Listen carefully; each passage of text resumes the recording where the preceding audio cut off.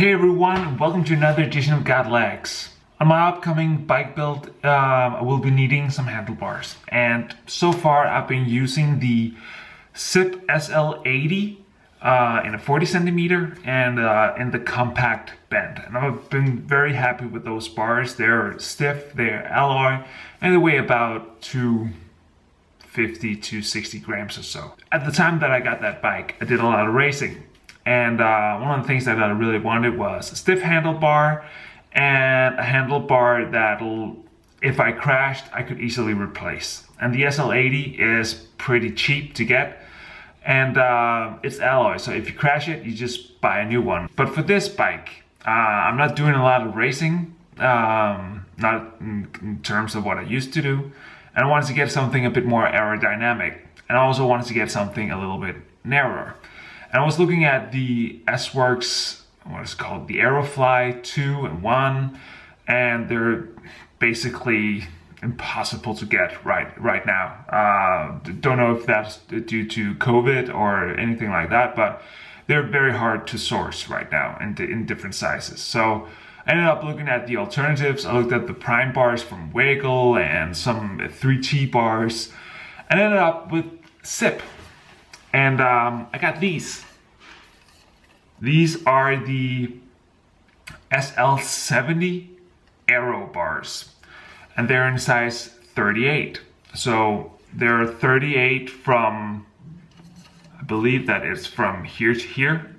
And then they're 40 in the drops or something like that. So they're 2 centimeters narrower than my current bars. And one of the things that I was really concerned about with going the carbon route was stiffness in the bar, because I'm not putting out as much watt that I used to do, and I'm not doing a lot of sprinting that I used to do. But one of my key concerns with the previous bar was that it needed to be stiff. I needed to have a stiff front end, because pulling the bars and all that when you're going sprinting, flexiness really doesn't do any good. So that's why I chose the Zipp sprint stem and the SL80 bars, because I knew they were stiff. And I've seen some of the bars that you can get like 5, 6, 10 years ago that were made of carbon. And I can't remember if it was a set of FSA, 3T, or Zipp bars that I got my hands on, and they were flexy as beep. I stood with a guy's bike and just tried to flex it a bit, and they were so flexy, and I didn't even like put all my effort into it. So that was a main concern of mine, getting these. But having tried them, they don't really flex now, and I think that's a common thing with new technology and all that they've really gotten good at creating these really stiff while also making them quite light. I think these are around 230 or 220 grams. So they're not exactly lightweight, but they're not as heavy as they could be. The thing about these is they have like an Aero profile. They have the short bend as I'm used to. And then you're able to put your cables through these holes. So they got holes right here. The brake cables, I guess, go through here and come out here.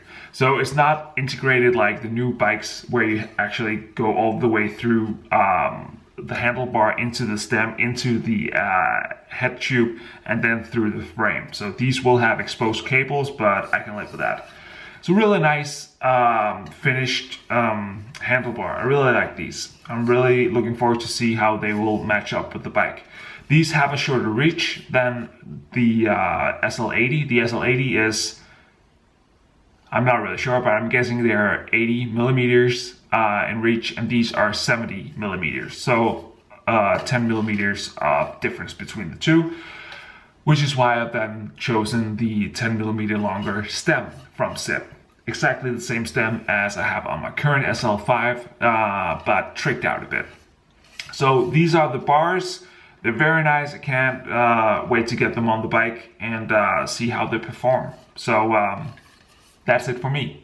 Thanks for watching once again. Make sure to subscribe to the channel, watch the other videos, and until next time, bye.